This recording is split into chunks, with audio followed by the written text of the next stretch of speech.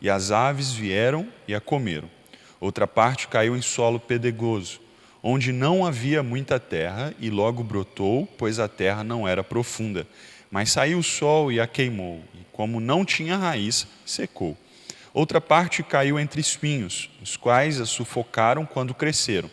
Mas outra parte caiu em terra boa e deu fruto. Um grão produziu outros 100, outro 60 e outro 30. Quem tem ouvidos, ouça.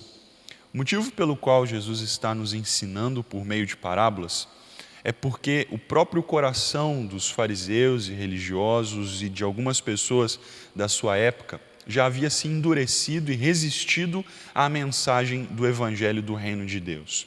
Então Jesus começa, depois de alguns discursos feitos, a trazer significado apenas aos seus seguidores.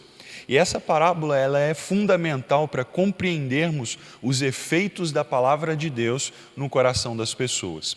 E o próprio Cristo irá nos explicar o sentido da sua parábola a partir do versículo 18 do mesmo capítulo de Mateus, dizendo o seguinte: compreendei, pois, a parábola do semeador. A todo o que ouve a palavra do reino e não a entende, vem o maligno e tira o que lhe foi semeado no coração. Esse é o que foi semeado à beira do caminho. Este é o primeiro coração e a primeira reação que nós temos diante da palavra de Deus. Quantas vezes as pessoas escutam as palavras do reino, o evangelho da graça do Senhor Jesus Cristo e simplesmente duvidam? Às vezes até recebem com alegria como algo que é importante para a sua espiritualidade, para a sua religiosidade, porém o seu coração não frutifica, pois o próprio maligno, o diabo, rouba esta palavra, esta mensagem em seu coração e logo ele se esquece e ignora e, cheio de dúvidas, segue o seu caminho. O próximo solo é o solo pedregoso, versículo 20.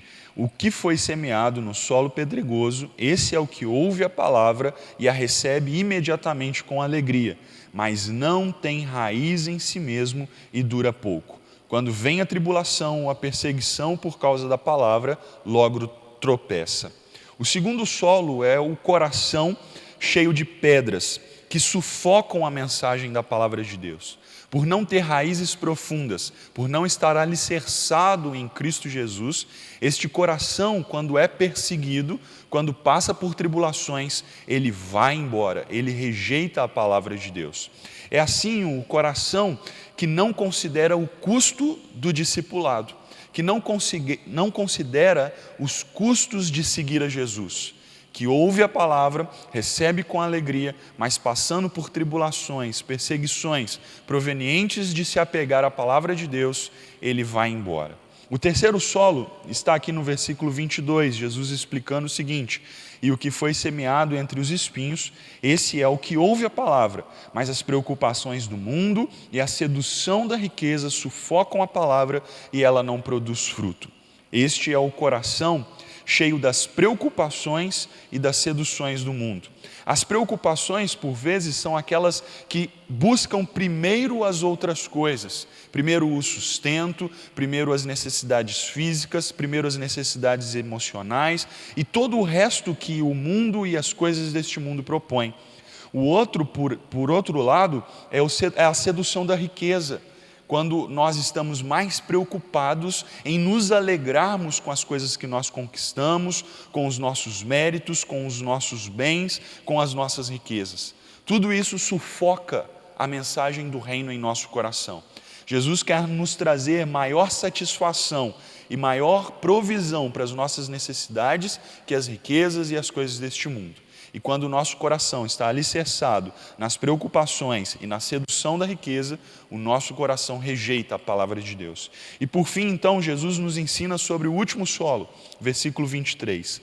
Mas o que foi semeado em boa terra, esse é o que ouve a palavra e a entende, e dá fruto, e um produz 100, outro 60 e outro 30. O que Jesus está nos ensinando é que o nosso coração deve passar pelo processo de discipulado completo para ouvir a mensagem do reino, entendê-la e produzir frutos de obediência. Esse é o coração que responde com obediência à palavra de Deus.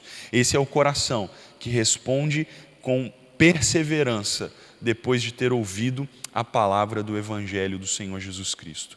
Qual é a sua resposta? Como você tem respondido à mensagem do reino? Como você tem respondido à mensagem do Evangelho? Fique com Deus, um grande abraço e até a próxima.